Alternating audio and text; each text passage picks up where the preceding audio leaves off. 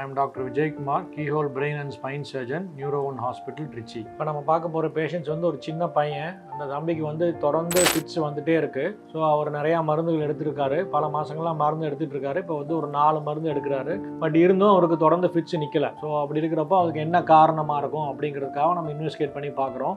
அப்போ இன்வெஸ்டிகேட் பண்ணுறப்ப பிரெயினில் வந்து ஒரு ப்ராப்ளம் கண்டுபிடிக்கிறோம். அதுக்கு பேர் வந்து கிரே மேட்டர் ஹெட்ரோடோபியா அப்படின்னு சொல்லுவோம். ஸோ இந்த கிரே மேட்டர் ஹெட்ரோடோபியா அப்படின்னா என்ன அர்த்தம்னா, பிறவியிலேயே மூளை வந்து வளர்ச்சி அடைகிறப்போ நியூரான்ஸ் வந்து என்ன ஆகிடுது, மூளைக்கு உள்ளேயே இடமாற்றம் ஏற்படுது.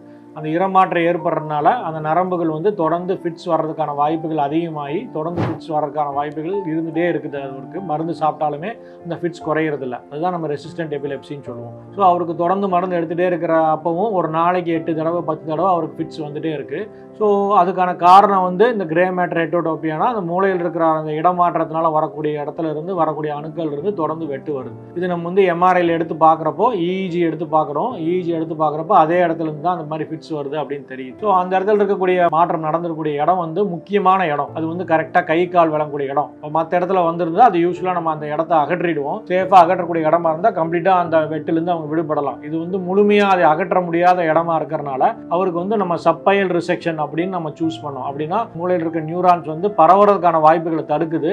பட் பலக்குறைவுகள் எதுவும் வராமல் பாதுகாப்பாக நம்ம அந்த ஆப்ரேஷனை பண்ண முடியும். இது வந்து நம்ம இன்ட்ராஆபரேட்டிவ் மானிட்டரிங் மூலமாக இன்ட்ராஆபரேட்டிவ் மானிட்டரிங் வச்சிருக்கிறப்போ ஃபிட்ஸ் எந்த இடத்துல எல்லாம் வருது, ஃபிட்ஸ் வரக்கூடிய இடத்துல இருக்க வாய்ப்புகளை நம்ம ஆப்ரேஷன் மூலமாக நம்ம குறைச்சிட்டோமா என்னங்கிறது சிகிச்சை பண்ணுறப்பே தெரிஞ்சுக்கலாம். தம்பிக்கு வந்து நம்ம ஆப்ரேஷன் பண்ணுறப்பே அவருக்கு வெட்டு வரக்கூடிய வாய்ப்புகள் அனைத்துமே குறைஞ்சிருச்சு அப்படின்னு நம்ம தெரிஞ்சதுக்கப்புறம் ஆப்ரேஷனுக்கு அப்புறமும் நம்ம ஸ்கேன் எடுத்து பார்த்தோம். ஆப்ரேஷனுக்கு அப்புறமும் அந்த ஸ்கேனில் எல்லாம் எந்த ப்ராப்ளமும் இல்லை. ஆப்ரேஷனுக்கு அப்புறம் எடுத்துக்கூடிய இஇஜியில் வந்து கம்ப்ளீட்டாக அவருக்கு சீஷர் ரிடக்ஷன் இருக்குது. இப்போ அந்த தம்பி வந்து மாத்திரையில் வந்து கம்ப்ளீட்டாக சீஷர் ரிடக்ஷனோட இருக்காரு. ஸோ கொஞ்ச நாள் ஆகிறப்போ மெடிக்கல் சைடில் நியூராலஜிஸ்ட் பார்த்து அதுக்கு படிப்படியாக அதுக்கான மாத்திரைகளை குறைச்சு மினிமம் மாத்திரையை சாப்பிட்ற அளவுக்கு வருவாரா, இல்லை கம்ப்ளீட்டாக அவர் வந்து வெட்டிலேருந்து விடுபடுறதுக்கு வாய்ப்பு இருக்கா அப்படின்னு நாளடைவில் நம்ம தெரிஞ்சுக்கலாம். ஸோ இந்த மாதிரி ஃபிட்ஸ் வர்றவங்களுக்கு கரெக்டான பேஷண்ட்ஸை சூஸ் பண்ணுறப்போ அவங்களுக்கு முழுமையான எவாலுவேஷன் பண்ணதுக்கப்புறம் சில பேஷண்ட்ஸுக்கு கம்ப்ளீட்டாக வெட்டிலேருந்து விடுபடுறதுக்கான வாய்ப்புகள் கிடைக்கும். வணக்கம், என்னோட பேர் ஆனந்தராஜ். என்னோட பையன் கமலேஷ். நாங்கள் பெரம்பலூர் மாவட்டத்துலேருந்து வரோம். ஸோ ஒரு நாள் நைட்டு பார்த்தீங்கன்னா லைட்டாக தலைவலி அதிகமாக இருக்கிறதுனால லைட்டாக மயக்கம் போட்டு விழுந்தாப்புல.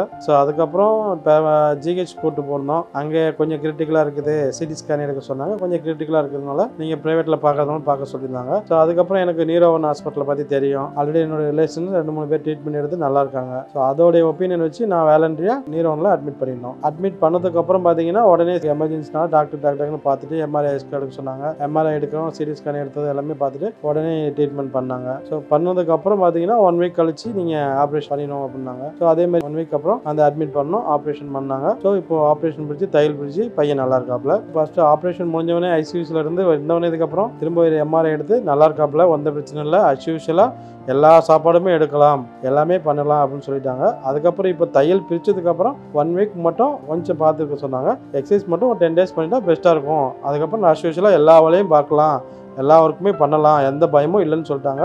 ஸோ இதுக்காக விஜயகுமார் டாக்டருக்கு ரொம்ப நன்றி.